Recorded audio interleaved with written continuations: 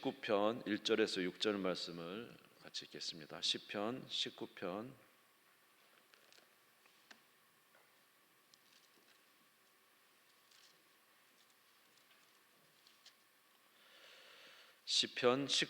1절에서 6절 말씀,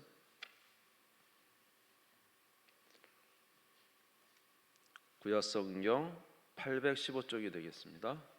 시편 19편 1절에서 6절 말씀 찾으신 줄 알고 봉독하겠습니다. 하늘이 하나님의 영광을 선포하고 궁창이 그의 손으로 하신 일을 나타내는도다. 날은 날에게 말하고 밤은 밤에게 지식을 전하니 언어도 없고 말씀도 없으며 들리는 소리도 없으나 그의 소리가 온 땅에 통하고 그의 말씀이 세상 끝까지 이르도다. 하나님의 해를 위하여 하늘에 장막을 베푸셨도다.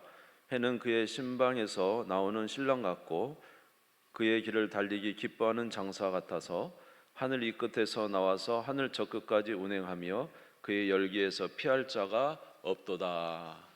아멘.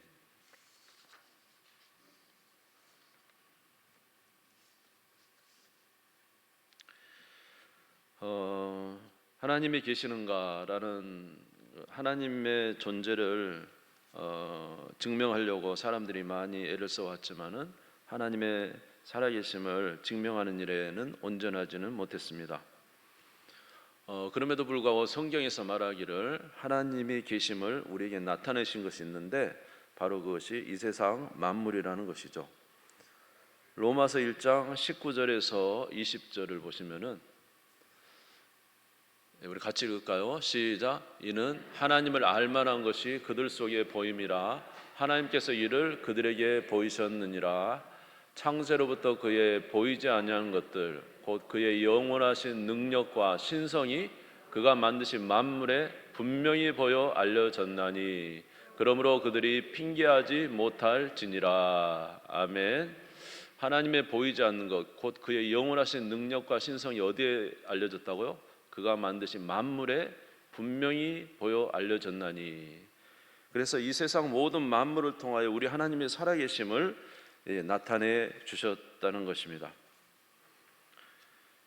그래서 우리는 이 세상 만물을 통하여 주님을 알 수가 있습니다. 오늘 우리가 읽은 시편 19편 1절에도 보면은 1절에서 6절도 보면은 같은 내용이죠.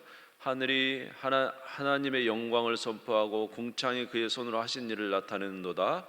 날은 날에게 말하고 밤은 밤에게 지식을 전하니 언어가 없고 말씀도 없으며 들리는 소리가 없으나 그의 소리가 온 땅에 통하고 그의 말씀이 세상 끝까지 이르도다. 우리 주님의 살아계시는 것이 이 세상 모든 만물을 통하여 주님은 주의 살아계심을 나타내고 있다고 말씀을 하십니다. 그런데 이제 이런 만물을 통하여 우리 하나님의 살아계심을 이제 좀 더 알려고 많은 사람들이 연구를 했죠. 오늘은 이제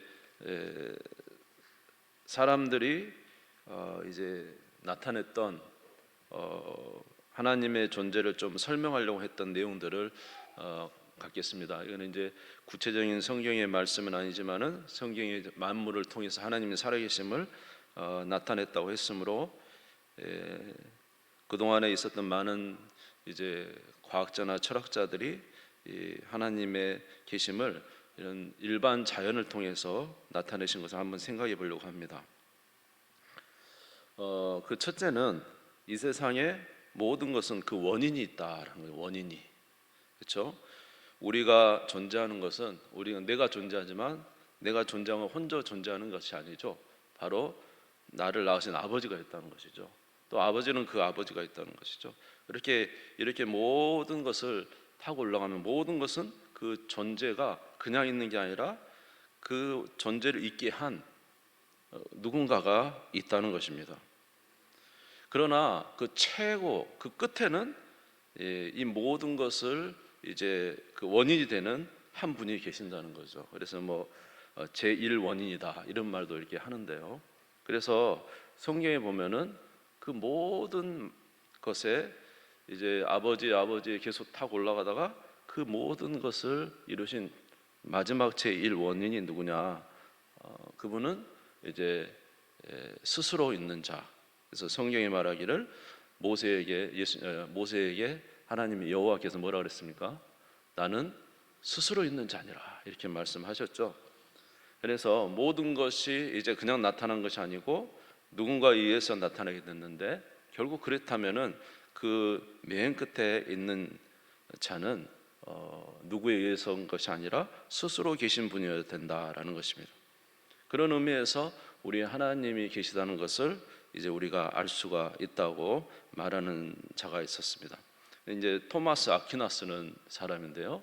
이제 그는 사실 중세 시대 가장 중요한 신학을 집대성했던 사람입니다. 그리고 또 하나는 모든 것이 움직이는 것은 사실은 그 움직이게 하는 그 힘을 가진 누군가가 있어야 움직인다는 거죠. 우리가 움직이는 것도 어떤 이제 에너지가 공급이 돼야 움직이는 것이죠. 우리 마음적으로도 어떤 움직일 수 있는 마음의 감동이 와야 움직이게 된다는 거죠. 이게 모든 것은 사실은 원인이 있어야 그 결과가 나타나게 된다는 것입니다. 그러나 이 세상 모든 만물은 나타난 것은, 이렇게 있게 된 것은 그 모든 원인이 있다는 거죠. 그것을 이제 하나님이다 이렇게 말하기도 했습니다. 그리고 이제 어떤 학자는 또 이렇게 말했습니다. 이 세상에 모든 만물이 있지만은 사실은 이 세상 모든 만물이 존재해야 될 이유는 없다. 뭐 참 어려운 이야기인데요. 이 세상 모든 만물이 꼭 있어야 될 이유는 없는데 있다라는 것이죠. 그러나 이렇게 있게 된 이유는 뭐냐? 그것은 바로 이 있게 만드는 누군가가 있었다는 것이죠. 왜 아무것도 없어도 되는 그곳에 무엇인가가 있는가라는 것입니다. 그것을 이제 있게 하는 존재가 있다라는 이야기를 한 학자도 있습니다. 그래서 이 세상 모든 만물을 우리가 보지만은 이 세상 모든 만물을 설명하기 위해서는 이 세상 만물 안에서는 그것을 설명할 수가 없다는 거죠. 이 세상 만물을 이제 만드신 누군가가 있어야 이 세상 모든 만물에 대한 이야기를 할 수가 있다는 거죠. 그분이 바로 누구시다는 겁니까? 하나님이시다 이렇게 말한 사람이 있었어요. 요한복음 3장 31절에서 33절에 보면은 위로부터 오시는 이는 만물에 계시고 땅에서 난 이는 땅에 속하여 땅에 속한 것을 말하느니라. 하늘로부터 오시는 이는 만물에 계시나니 그가 친히 보고 들은 것을 증언하시되 그의 증언을 받는 자가 없도다. 그래서 이제 우리 예수님은 이 땅을 만드셨지만 이 땅에 속하신 분은 아니죠. 그래서 하늘나라에서 모든 것을 이제 보시고 이 땅에 오셔서 우리에게 말씀해 주신 분이죠. 그러니까 이 세상에 있는 모든 존재가 있다는 것은 존재를 만드신 누군가가 계시다는 것입니다. 그런 의미에서 우리 하나님이 계시다는 것을 우리가 또한 생각해 볼 수가 있습니다. 지금 이거는 일반적인 자연을 가지고 우리 하나님 계신가를 지금 생각해 보는 것입니다. 또 하나의 논증이 있는데, 또 하나의 논증은 연력학 제2 법칙이라는 것입니다. 우주에서 사용하고 있는 에너지는 점점 줄어가고 있다는 것입니다. 다시 말해서 이 세상에 있는 만물은 그대로 놔두면 점점 어떻게 해요? 이런 나무 의자들도 그대로 놔두면 어떻게 해요? 점점 망가져 가죠. 점점 소모해 가고 있다는 거예요. 점점 줄어들고 소멸해 가고 있다는 거죠. 자, 이렇게 모든 것이 소멸해 가고 있다는 것은 무엇이 있다는 증거가 돼요? 애초에 처음이 있다는 거예요. 처음이 있으니까 끝이 있는, 종말도 있는 거죠. 그렇죠? 예? 이런 것을 볼 때 바로 이 세상 모든 것에 시초가 있다는 것이고, 그 시초를 이제 만드신 분이 바로 하나님이시다 이렇게 말하고 있습니다.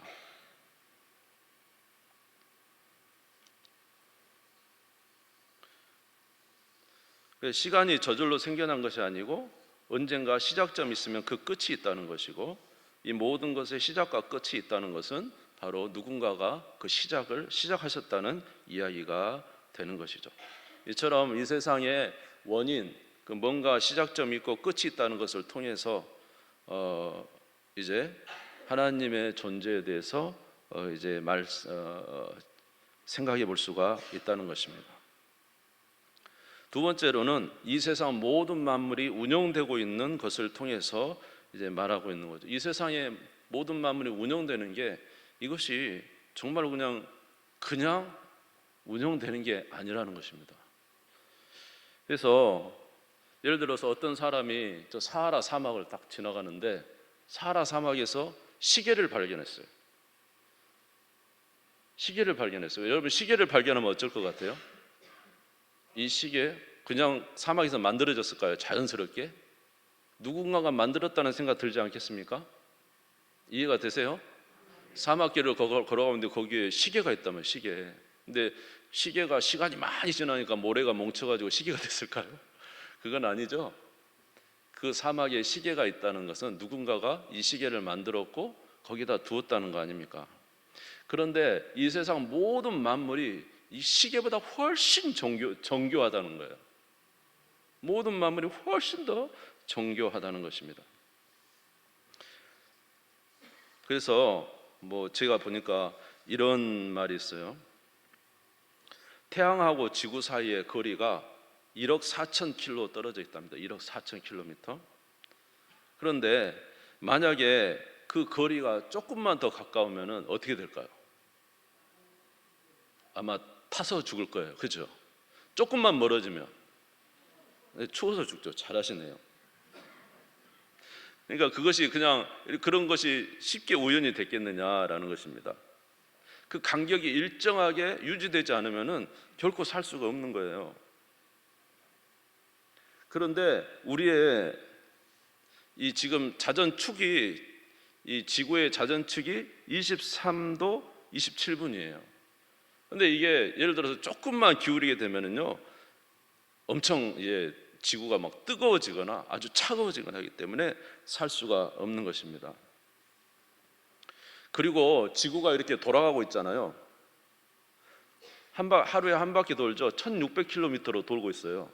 저와 여러분 그래봬도 1600km 차 타고 다니는 거 똑같아요. 지금 이게 한 바퀴를 도는 게 그냥 도는 게 아니라 지구가 시속 1600km로 자전하고 있어요.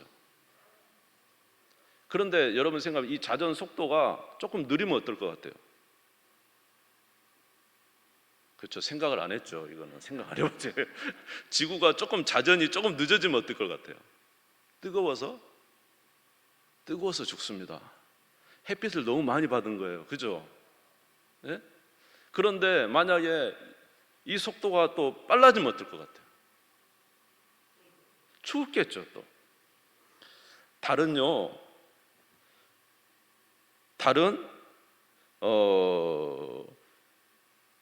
14일이 밤이고 14일이 낮이래요. 달은. 우리 이제 지구로 말하면은 그 자전 속도가 느린가 보죠. 14일이 밤이고 14일이 낮이래요. 근데 낮에는 125도까지 올라가요. 밤에는 영하 160도까지 떨어진대요. 이 자전하는 속도가 느리니까. 그러니까 뜨거운 빛이 태양과 지구 사이의 거리가 딱 일정한 거예요. 그렇죠? 일정할 뿐만 아니라 이 자전 속도가 적당히 돌지 않으면 뜨거워 죽어요. 느리면 뜨거워 죽고 빠르면 추워 죽고. 그런데 달은 14일간이 낮이고 14일간이 밤인데 낮일 때는 125도까지 올라간대요. 달이. 우리 가까이 있는 달이. 근데 밤은 어떤다고요? 영하 160도까지 떨어진 거예요. 그러니까 우리가 살기 위해서는요, 태양과 지구의 거리가 일정해야 돼요. 그리고 지구가 돌아가는 자전 속도도 적당히 해야 되는 거예요. 이게 조금만 되면 그냥 죽잖아요. 우리 지금 빙하만 녹아도 우리 온도 1도만 올라와도 아주 난리 나잖아요. 세계가 지금 괜히 이게 여러분 비가 그렇게 많이 내립니까? 그리고 갑자기 가뭄이 옵니까? 지금 자기가 그냥 지구가 요새는 정해진 대로 안 하고 자기 마음대로 기후 변화가 있잖아요. 근데 여러분 생각해 보세요. 우리 지구와 달의 거리가 조금 틀어진다든지, 또는 지구의 자전 속도가 좀 틀려진다든지, 그리고 말입니다. 지구가요 1년에 365일 동안에 이렇게 태양을 한 바퀴 돌잖아요. 그런데 이 태양을 도는 속도가 일정해야지, 만약 태양이 도는 속도가 일정하지 않으면요 튕겨 나가버려. 튕겨 나가버려. 예? 이제 그런 우리가 지금 상상치도 못할, 만약에 이런 일이 있다면은 지구가 도저히 살아남을 수가 없다는 것이죠.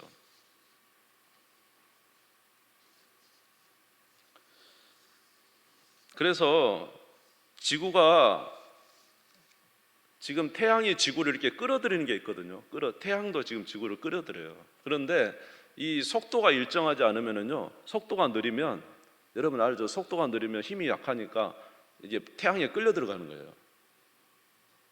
그러면 이제 지구가 속도가 이 공전하는 속도가 느리면은 태양이 점점 끌려 들어가서 이제 뭐 타서 죽든지 그렇게 되겠죠. 그러나 이 속도가 일정하기 때문에 태양을 도는 공전의 속도가 일정하기 때문에 그 길을 계속 이렇게 도는 거라는 거예요. 이게 그냥 되는 게 아니잖아요. 생각해보면 대단한 겁니다. 지구가 지금보다도 지구가 10%만 더 크면은 10%만 더 크면은요, 우리 지구 안에 이 만유 인력이 있잖아요. 인력이 있어가지고 물을 증발시키지 못한다네. 물이 그대로 그냥 머물러 있어 버린대요. 예? 그래, 물이 증발되지 못해가지고 구름이 형성되지 않아서 온 지구가 다 사막이 돼버린다. 그러니까 지구의 크기도 적당한 거다는 거예요. 지금 이 크기가 안 맞아지면은, 작으면 어때요? 다 증발돼 가지고 또 먹고 물 마시고 살 수 없죠. 그러니까 지구의 크기도 일정한 중력에 맞게 일정한 크기에다가 간격도 일정하고, 태양을 도는 속도도 일정해야 되고, 자전의 속도도 일정해야 되고, 달이 지구보다 조금만 더 가까우면요, 난리 난다네요. 달이 가까우면 좋겠죠. 토끼 보러 가려고. 달이 가까우면 어떻게 해요? 달의 인력에 의해서 물이 바닷물에 해수면이 움직이잖아요. 근데 달이 인력이 세면 어때요? 물이 그냥 해수면이 확 올라갔다가 확 내려갈 거 아니에요. 예? 그러면 어떻게 해요? 미국에 있는 뭐 웬만한 땅들, 우리나라 땅들이 다 그냥 끌릴 때 다 잠기게 될 거 아니에요. 그러니까 달과 지금 지구와의 거리도 일정하기 때문에 이렇게 유지가 된다는 거예요. 거리도. 예? 그러니까 이런 모든 걸 생각해 보세요. 그냥 우연히 됐겠는가? 정말로 놀라운 거예요. 이렇게 외적으로 볼 때도 긴밀하게 이렇게 돼 있지 않냐면은 이 지구가 살아갈 수가 없다는 거예요. 이게 마치 이게 어떤 거냐면은 사막 가운데 시계를 발견한 것과 똑같다는 거예요. 어떻게 이렇게 모든 게 정교하게 돼 있느냐 이거죠. 그것을 볼 때 우리는 이 모든 것이 하나님께서 창조하셨을 뿐만 아니라 그것을 운행하시고 역사하고 계신다는 사실을 우리가 생각할 수가 있다는 것입니다. 할렐루야. 그러므로 이런 것으로 우리 주님의 살아계심을 우리가 다시 한번 생각해 볼 수가 있겠습니다. 또 하나는 우리 자신입니다. 우리 자신. 여러분들이 우리 자신을 생각하면 말할 것도 없죠. 우리 몸도 너무 신비롭죠. 여러분, 우리 진짜 인간에 있는 이 몸의 이런 장기와 같은 역할들을 만들려면 어마어마하게 부피가 커질 것 같아요. 그러나 하나님은 너무나 작은 장기 하나를 가지고 많은 일을 하시잖아요. 진짜 살아서 어떻게 진짜 이런 일이 있을 수 있을까? 우리 몸을 봐도 참 놀라운 것입니다. 근데 이게 우연히 지금 만들어졌을까요? 이런 거 그냥 우연히 사하라 사막에 가니까 시계를 발견하듯이 오랜 세월이 지나니까 이렇게 됐을까요? 이게 우리가 그 다음에 하나님의 존재를 또 알 수 있는 것은 바로 이제 우리 자신에게 있는 어떤 하나님이 주신 감각들이죠. 어떤 도덕법이 우리 안에 새겨져 있다는 거죠. 도덕법. 예를 들어서 저와 여러분에게는 누가 가르쳐 주지도 않는데 이것은 옳은 거고 이건 옳은 것이다, 그런 것이다는 이게 판단을 주셨어요. 이것은 뭐 학교에서 가르친 것도 아니지만 그냥 우리는 알아요. 이거는 좋은 거, 이건 나쁜 거. 우리가 잘 모르는데 누가 가르쳐 주지 않았는데 우리가 가지고 있다는 거죠. 예를 들어서 어떤 사람이 물에 빠져서 허우적거리면서 막 이제 물에 빠져 죽으려고 합니다. 그러면서 막 살려주라 그래요. 그러니까 밖에 있는 사람들이 밖에 있다가 그 사람이 어떤 생각이 들어요? 다 처음에 생각 드는 게 뭐예요? 살려줘야 되겠다. 막 그러면서 막 살려주고 싶은 생각이 들잖아요. 근데 또 하나는 뭐예요? 그냥 도망가고 싶은 생각도 들어요. 괜히 뛰어들다가 나도 죽을까 봐 걱정되니까. 이런 생각들이 막 교차하는데, 그런데 예를 들어서 어떤 사람이 그 사람을 살려주질 않았다고 생각해봐요. 그러면 갔다 와서 우리 마음에 딱 뭐가 생겨요? 양심에 뭐가 생겨요? 가책이 생겨요. 왜 양심에 가책이 생기죠? 누가 가르쳐 준 거예요? 그러니까 이건 누구도 모르는 내 안에 법이 있어요, 법이. 그러니까 이 법이 도대체 어디서 왔느냐? 여러분, 살인하면 기분이 좋습니까? 기분이? 살인하면 안 좋다는 걸 알잖아요. 거짓말하면 안 좋다는 걸 알잖아요. 이거 어디서 온 거예요? 나도 모르게 내 안에 그런 도덕법이 새겨져 있어요. 이거 누구로부터 온 거라고 생각하세요? 하나님께서 우리 안에 인간의 기본적으로 세워놓으신 그런 도덕법이 있다는 것입니다. 그것이 뭐라고요? 양심이라는 거예요. 양심. 아멘. 그래서 우리 로마서 3장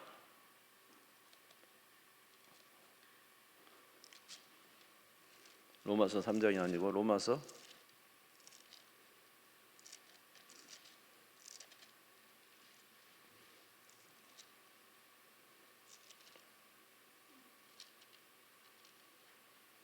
제가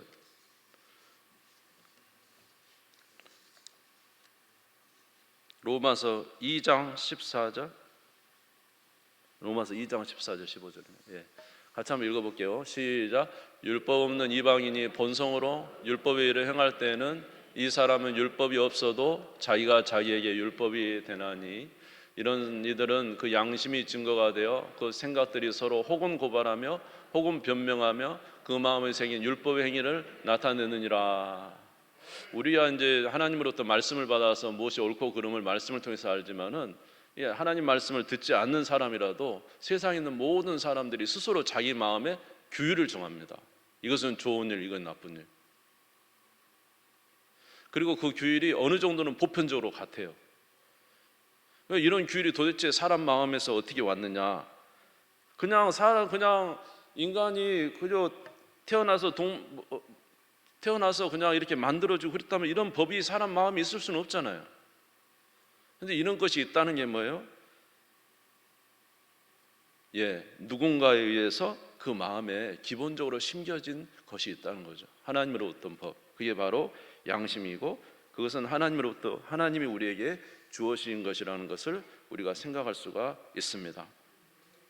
이런 것으로 우리가 주님이 계시다는 사실을 이제 나타낼 수 있고 이외에도 저희가 알지를 못해서 그러지 진짜 깊이 들어간다면은 정말로 하나님의 존재를 인정하지 않을 수 없는 그런 많은 것들이 우리에게 있습니다. 그래서 성경은 말하기를 뭐라고 하냐면은 이 세상 자연 만물을 통해서 누구를 알 수 있다고? 하나님을 알 수가 있다는 거예요. 하나님은 이 세상 자연 만물을 통해서 자기가 살아계신 것을 우리에게 증명해 주고 있습니다. 그럼에도 불구하고 우리가 하나님을 이제 믿지 않고 알지 않으려고 하기 때문에 하나님에 대해서 이제 깨닫지 못하고 있는 것뿐입니다. 그래서 이런 모든 것을 이제 뭐라고 하냐면은 우리 기독교에서는 일반 계시라고요. 일반 계시를 통해서 우리가 알 수 있는 것은 하나님이 계시다는 사실은 인정이 돼요. 하나님이 계시는구나. 이 자연 만물을 통해서 하나님이 계시는구나. 하나님이 우리 마음에 그런 걸 심어 놓으셨구나. 하나님이 그런 생각을 가지게 하셨구나. 하나님의 존재에 대해서는 우리가 어느 정도 알 수가 있어요. 그래서 사람들은 세상에 어디를 가든지 자기가 하나님이라고 생각하는 것을 신으로 만들어가지고 섬기고 있습니다. 그러나 이 자연 만물을 통해서 하나님이 계시다는 것을 알 수는 있지만은 그러나 이 자연 만물을 통해서 무엇은 받을 수 없을까요? 구원받는 길은 모르죠. 구원받는 길은 오직 무엇을 통해서 알 수가 있어요? 하나님의 말씀을 통해서 알 수가 있는 거죠. 우리 시편 19편 1절부터 한번 다시 쭉 보겠습니다. 시편 19편 1절부터 한번 봅시다.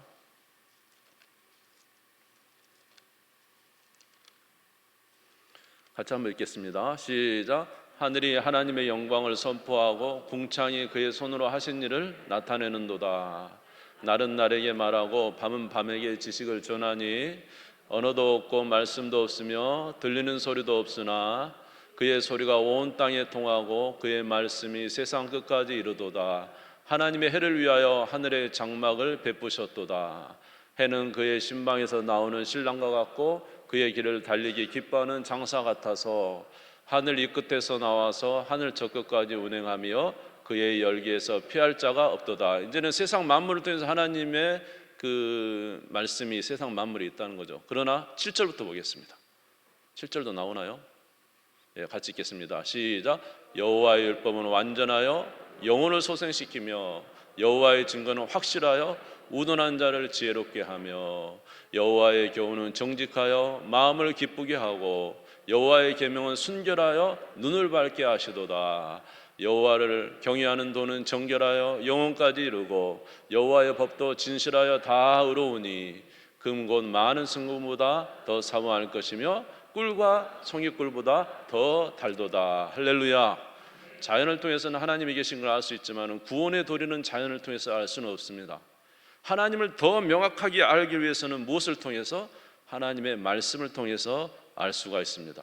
우리 영혼이 소생되는 것도 하나님의 말씀을 통해서 알 수가 있는 것입니다. 그러므로 우리는 이 세상 만물을 통하여 하나님을 찬양하지만 진정으로 우리가 구원의 길에 이르기 위해서는 이제 주의 말씀을 통해서 우리 주 예수 그리스도를 통해서 구원에 이르게 되는 거예요. 우리는 이 세상 만물에서 하나님의 존재는 인정하지만 구원의 길은 찾을 수 없습니다. 우리가 직접 이 자연을 통해서 하나님을 직접 대면할 수는 없어요.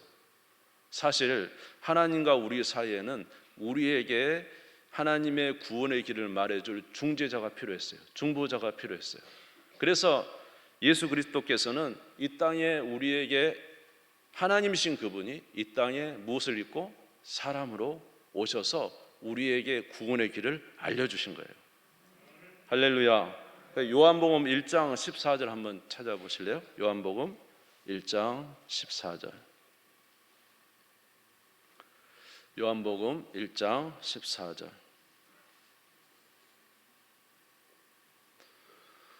요한복음 1장 14절 같이 읽겠습니다. 시작. 말씀이 육신이 되어 우리 가운데 거하심에 우리가 그의 영광을 보니 아버지의 독생자의 영광이요 은혜와 진리가 충만하더라. 할렐루야.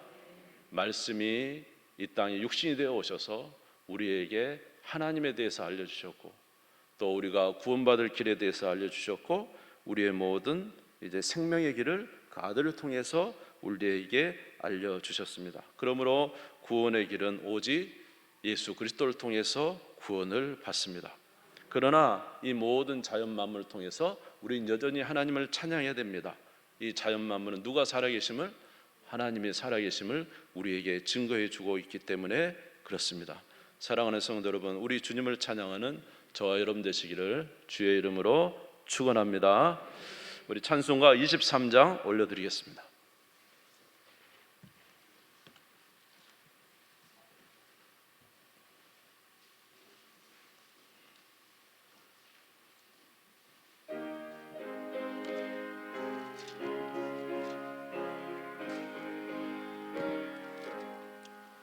만입이 내게 있으면 의있다 가지고 내 구주 주시는 정을 늘 찬송하겠네.